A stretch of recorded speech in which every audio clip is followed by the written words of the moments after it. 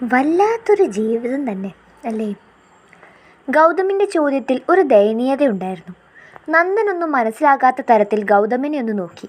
ഗൗതം അവൻ്റെ നോട്ടം കണ്ട് പല്ല് കടിച്ചു പോയി. ഡാ മരഭൂതമേ, പണ്ട് നീ തന്നെ പറഞ്ഞൊരു ഡയലോഗുണ്ട്, ഓർമ്മ കാണില്ല എന്നറിയാം. ഇന്നലെ നടന്നതുപോലെ ഓർമ്മയില്ലാത്ത ആളല്ലേ, ഞാൻ തന്നെ ഓർമ്മിപ്പിച്ചു തരാം. കള്ളം കുടിച്ച് ആടിപ്പാടി വരുന്ന നടൻ, അതായത് രമണ, നന്ദനില്ലേ, ദാസദനം. ഡാ നന്ദാ വേണ്ടടാ, അവൾ വിവരമില്ലാത്ത എന്തെങ്കിലും പറഞ്ഞു എന്ന് വെച്ച് നീ വെറുതെ പ്രശ്നമാക്കില്ലേ? വീടിൻ്റെ പുറത്ത് വെച്ച് തന്നെ അവനെ തടയാൻ ശ്രമിച്ചുകൊണ്ട് ഗൗതം പറഞ്ഞതും നന്ദൻ അവൻ്റെ കൈ ഒന്ന് തട്ടിയെറിഞ്ഞു. വേണ്ട ഗൗതം, ഞാൻ വന്നത് അവളില്ലേ, ആ എന്തോന്നാ ഷൂർപ്പണക, ആ എന്താ തന്നെ ആ പെണ്ണുമ്പിള്ളക്ക് കാലകേന ജിഞ്ച പോലെ എറണം കെട്ട സ്വഭാവവും പാമ്പം പോലെ നാക്കുള്ള എന്താ പേരാ, എന്തായിരുന്നു പേര്, അതത് വേണ്ട, മണിക്കുട്ടി. അവളോട് രണ്ട് വർത്തമാനം പറയാനാണ്, പറയാതിന്ന് അന്തം പോകില്ല. വിളിയടാ അവളെ, വിളി. നന്ദൻ ആടിക്കുഴഞ്ഞ് മുണ്ടും മടക്കി കുത്തി പറയുന്നത് കേട്ട് ഗൗതം അവൻ്റെ വാ പൊത്തിപ്പിടിച്ചു. പൊന്നു നന്ദ വേണ്ട, അവൾ ആകെ ടെററായി ഇരിക്കുന്ന സമയമാണ്, രാവിലെ കാണിച്ച കത്തിയോണ്ട് കുത്താനും മടിക്കില്ല, നീ ഒന്ന് പോടാ. ഗൗതം ദയനീയമായി പറഞ്ഞതും നന്ദൻ അതൊന്നും കേൾക്കാതെ ഉള്ളിലേക്ക് നടന്നു. ഡാ വേണ്ട. ഗൗതം അവൻ്റെ പിന്നാലെ തന്നെ പോയി പിന്തിരിപ്പിക്കാൻ ശ്രമിച്ചുകൊണ്ട് പറഞ്ഞു. ആരായിട്ടാ അവിടെ? എത്തി നടി എത്തി. രണ്ട് ഭാഗത്തും മുടിയൊക്കെ മെടഞ്ഞിട്ടുകൊണ്ടാണ് അവളുടെ വരവ്. വന്ന തമ്പുരാട്ടി, അടിയനാണേ, ഒന്ന് തല കാണിക്കാൻ വന്നതാണോ? രണ്ട് കൈയും കൂപ്പിക്കൊണ്ടുള്ള അവൻ്റെ സംസാരം കേട്ട് മണി കണ്ണുരുട്ടിക്കൊണ്ട് ഗൗതമിനെ നോക്കി. ഗൗതം അവനെ തടയും പോലെ ഒന്ന് കയ്യിൽ പിടിച്ചതും നന്ദൻ ഇച്ചിരി ദേഷ്യത്തോടെ അവനെ പിടിച്ചു മാറ്റിക്കൊണ്ട് മണിക്ക് നേരെ തിരിഞ്ഞു. ഡേ നീ എന്താടി കരുതിയത്? നീ രണ്ട് ഡയലോഗ് അടിച്ചാൽ നന്ദൻ മിണ്ടാണ്ടങ്ങ് പോകുമെന്നോ? നന്ദേട്ടാ വേണ്ട, നല്ലതിനല്ല. എല്ലാം നല്ലതിന് തന്നെയാടേ. ശരിയാ, ഞാൻ തെറ്റ് ചെയ്തു. നിന്നെയൊക്കെ ഒപ്പം നടത്തിയതാടി ഞാൻ ചെയ്ത തെറ്റ്. നന്ദൻ പറഞ്ഞതും അവൾ ദേഷ്യത്തോടെ ചുറ്റുമൊന്ന് നോക്കി. ആരുടെയൊക്കെയോ തല വേലിക്കപ്പുറം ഉയർന്നു വരുന്നുണ്ട്. അത് കണ്ട് അവളൊന്നും മിണ്ടാതെ കയറിപ്പോയി. അവൾക്കറിയാമായിരുന്നു നന്ദന് പിന്നാലെ ചെല്ലുമെന്ന്. ഉദ്ദേശിച്ചതുപോലെ തന്നെ അവൻ ഉള്ളിലേക്ക് കയറി. ആ നിമിഷം ഗൗതം വാതിലടച്ചു. എന്തടേ നിന്റെ നാവറങ്ങിപ്പോയോ? നന്ദൻ വീണ്ടും ചൊറിയലിലാണ്. മണി അവനെ ഒന്ന് കൂർപ്പിച്ച് നോക്കിക്കൊണ്ട് കയ്യിലെ ഫോൺ അങ്ങ് പാട്ട് വെച്ചു.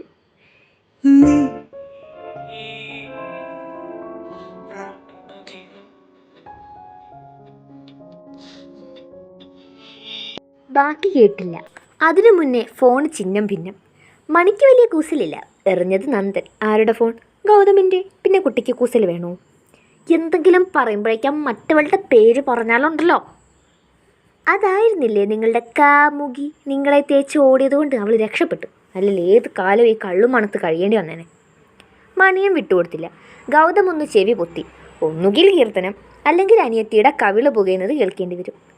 നിന്നോട് ആരുടെ പറഞ്ഞത് അവൾ തന്നെയാണ് തേച്ചതെന്ന്? സത്യത്തിൽ ഞാനാണ് അവളെ തേച്ചത്. ഫ്രഷ് നിന്റെ കുഞ്ഞമ്മ പറയുന്നത് എന്തിനാണെന്ന് കൂടെ പറയടി. അവൾക്കേ നിന്നെപ്പോലെ ഈ പൂച്ചവാല് പോലുള്ള മുടിയേ ഉള്ളൂ. എനിക്ക് ഒരുപാട് മുടിയുള്ള പെൺപിള്ളേരാണ് ഇഷ്ടം. അല്ലാതെ ഈ 2 കോടി തൂക്കിയിട്ടുകൊണ്ട് നടക്കുന്ന നിന്നെപ്പോലുള്ള ശീമക്കൊന്നകളെ അല്ല. അതുകൊണ്ടാണ് ഞാൻ അവളെ തേച്ചത്. മനസ്സിലായോടി? ഇനി മേലാൽ ഇങ്ങനെയുള്ള എന്തേലും പറഞ്ഞ് എന്നെ കളിയാക്കിയാലുണ്ടല്ലോ, ഈ ബാക്കി വന്ന പൂച്ചവാല് കൂടി ഞാൻ മുറിച്ച് മാറ്റോടി ശീമക്കൊന്നയ്ക്ക് ദാവളെ ചുറ്റിയവളെ. വീണ്ടും നന്ദൻ്റെ കാതുകളിൽ അവസാനത്തെ 2 വരി മാത്രം മുഴങ്ങി കേട്ടു. ഇനി മേലാൽ ഇങ്ങനെയുള്ള എന്തേലും പറഞ്ഞ് കളിയാക്കിയ ഈ ബാക്കി വന്ന പൂച്ചവാല് കൂടി മുറിച്ച് മാറ്റുപടി ശീമക്കൊന്നയ്ക്ക് ദാവണി ചുറ്റിയോളെ. ഇത് മാത്രം മുഴങ്ങി കേട്ടുകൊണ്ടിരുന്നു. നന്ദൻ താടയ്ക്കും കൈ കൊടുത്ത് ദയനീയമായി ഗൗതമിനെ നോക്കി. വല്ല ആവശ്യമുണ്ടായിരുന്നോ? ഇതൊക്കെ ആവശ്യമുണ്ടായിട്ട് ചെയ്യുന്നതാണോ? കള്ളിൻ്റെ പുറത്ത് അറിയാതെ പറ്റുന്നതല്ലേ, അതിനെങ്ങനെ മെരുക്കിയെടുക്കൂടാ? അനുഭവിക്ക്. സ്വയം വരുത്തി വെച്ചതല്ലേ, പല പ്രാവശ്യം പറഞ്ഞതല്ലേ വേണ്ടാന്ന്. എവിടെ? നീ ഇപ്പോൾ വണ്ടി കയറി, പോയി വന്നിട്ട് ആലോചിക്കാം. അവൻ്റെ പുറത്തൊന്ന് തട്ടി ഗൗതം പറഞ്ഞുകൊണ്ട് വണ്ടിയിൽ കയറിയതും നന്ദനും അവന് പിറകിൽ കയറിയിരുന്നു. വണ്ടി പടിപ്പുര കടക്കും മുന്നേ അവൻ വെറുതെ ഒന്ന് തിരിഞ്ഞു നോക്കിയപ്പോൾ കണ്ടു അകത്തെ വാതിലിന് പിറകിൽ ഒളിഞ്ഞു നിൽക്കുന്ന തൻ്റെ ശീമക്കൊന്നയെ. അവൻ്റെ ചുണ്ടിൽ കുഞ്ഞു പുഞ്ചിരി നിറഞ്ഞു. എത്രയൊക്കെ വേദനിപ്പിച്ചാലും ഒരു നോട്ടം കൊണ്ട് പോലും തിരികെ നൽകുന്ന സ്നേഹം ഇന്നും അവനൊരത്ഭുതമായിരുന്നു. മണി. എന്താ?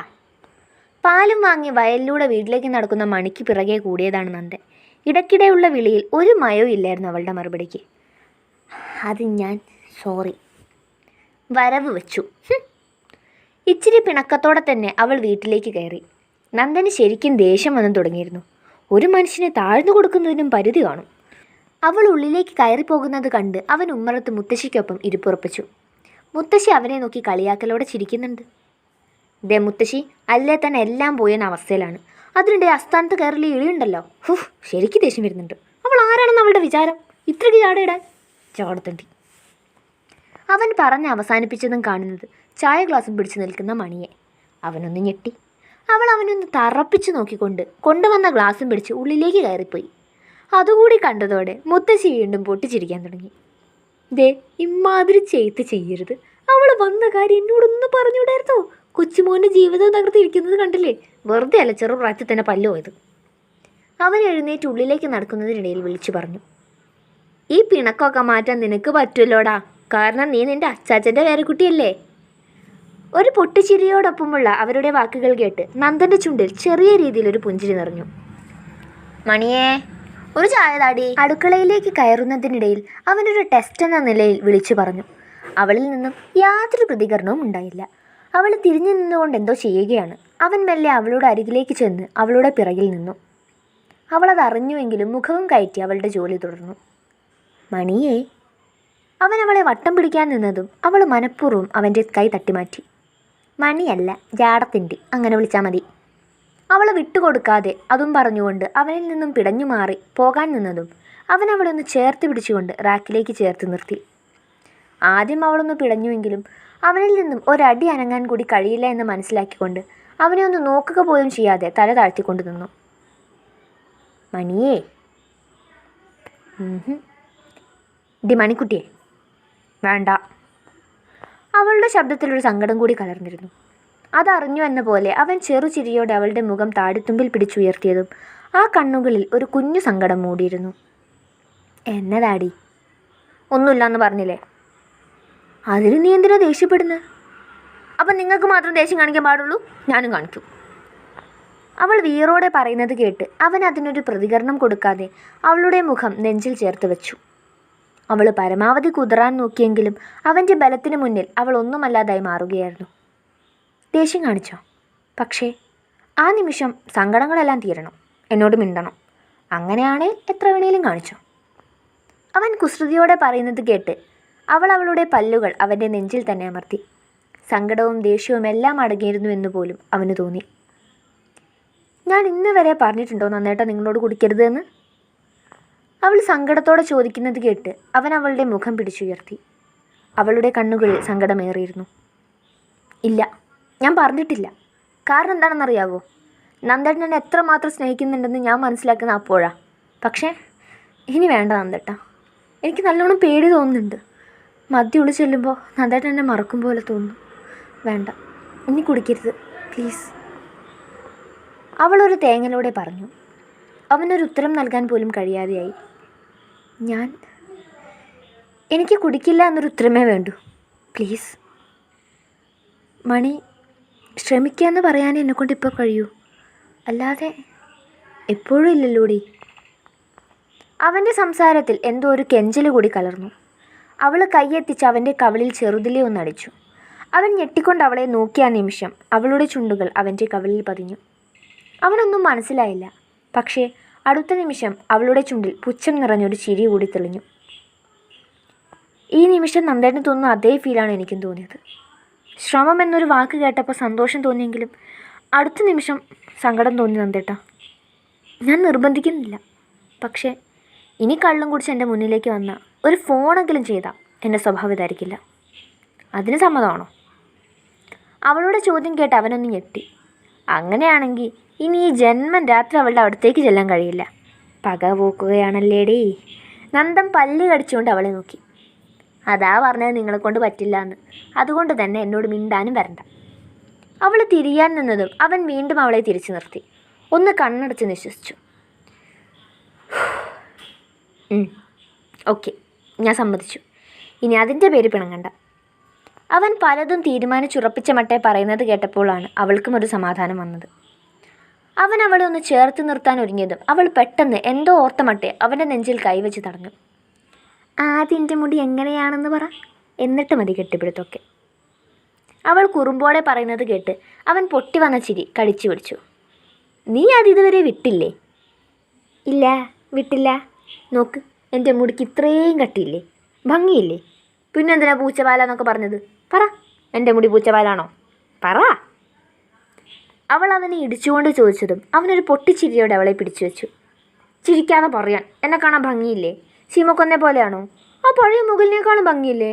അവളുടെ മുടി പോലെയാണ് എൻ്റെത്. പറഞ്ഞില്ലേ ഇനിയും കിട്ടും, പറ. അവൾ വീണ്ടും അലറിക്കൊണ്ട് അവനെ അടിക്കാനൊരുങ്ങിയതും അവൻ അവളുടെ കൈ തടഞ്ഞു വെച്ചുകൊണ്ട് അവളുടെ മുഖം നെഞ്ചിലേക്ക് അമർത്തി. മെല്ലെ പറയടി, ആ പാറക്കുട്ടി തിന്നാൻ വരുന്ന സമയമാണ്, അതിനിടെ ഇങ്ങനെ അലറല്ലേ? അവൻ ശബ്ദം താഴ്ത്തിക്കൊണ്ട് പറഞ്ഞു. എന്നാലും ചോദിച്ചതിനുള്ള ഉത്തരം എന്താ? അവൾ കുറുമ്പോടെ അവൻ്റെ നെഞ്ചിൽ മൂക്കുരസി. മുടി നമുക്ക് തീരുമാനാക്കാം, പൂച്ചവാല് കോഴിവാലാക്കിയാൽ മതിയോ? നാന്തേട്ടാ. അവൾ ചിണുങ്ങിക്കൊണ്ട് വിളിച്ചതും അവനൊന്ന് ചിരിച്ചുകൊണ്ട് അവളുടെ നെറുകയിലൊന്ന് ചുണ്ടു ചേർത്തു. ഞാൻ വെറുതെ പറഞ്ഞതാടി കുരുട്ടടക്കെ. നീ ഉണ്ടല്ലോ, സുന്ദരി എന്നൊന്നും പറയാൻ കഴിയില്ല, എങ്കിലും എന്നെ സംബന്ധിച്ച് ഐശ്വര്യറായി. നിൻ്റെ ഈ മുടി ഉണ്ടല്ലോ, എന്താ പറയുക, നീ പറയും പോലെ പനങ്കുല പോലെ തന്നെയാണ്. പക്ഷേ ശീമക്കൊന്ന, അതിലൊരു മാറ്റവുമില്ല. തീയൊരു ശീമക്കൊന്നില്ലേടി. അവൻ ചിരിയോടെ അവളുടെ മുഖം പിടിച്ചുയർത്തി അവളുടെ നെറ്റിയിലൊന്ന് ചുംബിച്ചു. അവളുടെ ചുണ്ടുകൾക്ക് കോണിൽ ഒരു കുഞ്ഞു പുഞ്ചിരി ഉടലെടുത്തു. ഞാൻ ഇപ്പോഴേ പുതിയ ചൂറിലൊക്കെ വാങ്ങി വെച്ചിട്ടുണ്ട്. അടുത്ത ആഴ്ച കല്യാണം കഴിഞ്ഞാൽ വാങ്ങാൻ പറ്റില്ലെങ്കിലോ?